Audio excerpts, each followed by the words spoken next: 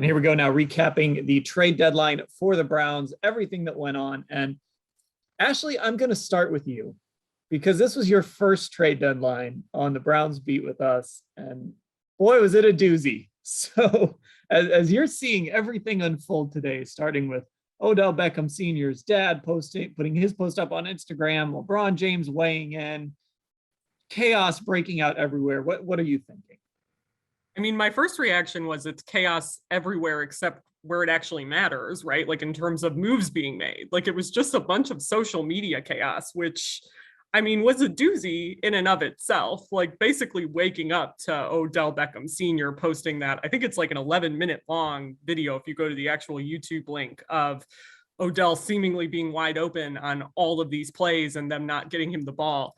And then a little while later to have LeBron James, of all people, weighing in on it, and then all of the jokes and the memes that come along with that. I mean, the doozy part of the day was really in the social media of all of this, and obviously not in, I know we're going to get into the moves that happened and did not happen, but there wasn't much of that craziness in the moves itself for me on my first trade deadline. It was just watching all of this unfold on Twitter and Instagram. Mary Kay, what about you? As you're just seeing everything just break. I mean, this felt like old Browns a little bit today. Well, it's so incredibly rare. It really is very rare for a family member to make the news the way that Odell's dad did today.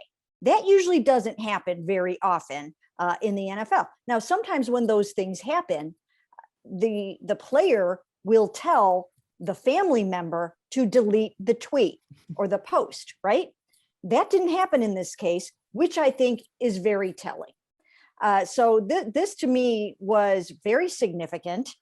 Depending on how it works out, I'm sure, let me put it this way. If Odell remains on the team and he's still here and he talks on Thursday and all that kind of stuff, I'm sure he'll have an out. He can say, that was my dad. Like, my dad said that. That wasn't me.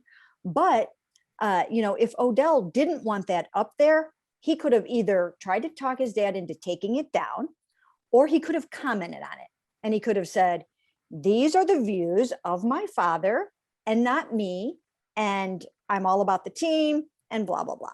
We didn't see any of that. So this to me sort of confirmed that Odell Beckham Jr. would have welcomed a trade, which wasn't really going to happen because of his salary, or that he would otherwise still welcome some kind of departure, some early departure from the team.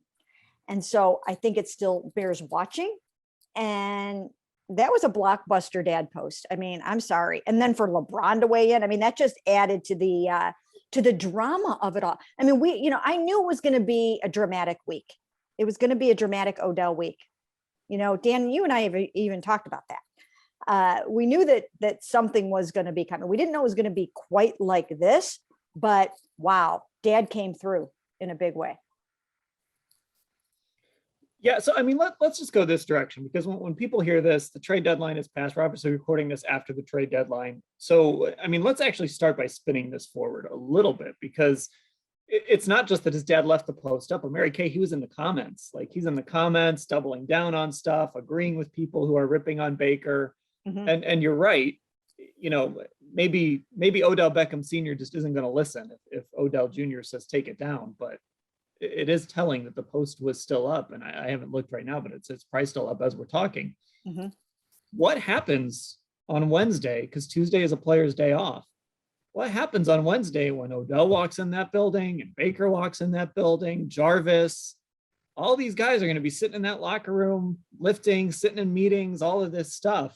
Mm-hmm. What is the vibe in that building on Wednesday morning? Well, first of all, there's going to have to be some damage control that's going to have to be done. Okay.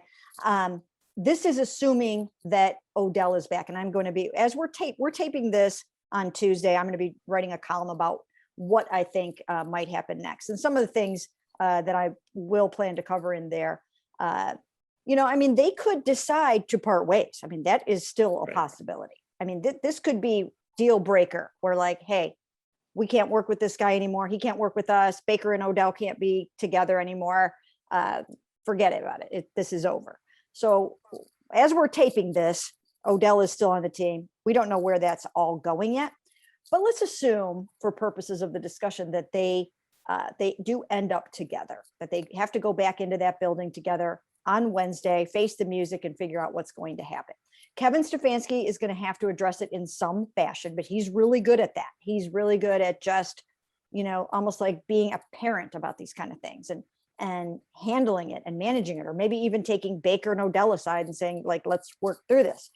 So there's going to have to be something like that goes on. And then they're going to have to figure out a way to make it make sense on the field. I mean, if you have Odell Beckham Jr. around and you're keeping him on the team, I mean, you really do want to get more out of him than just decoy / blocker. But I mean, was this an egregious enough thing that happened where he's going to be in the doghouse now? It's going to be interesting to see how it plays out. Yeah, Ashley, this is kind of the first big test.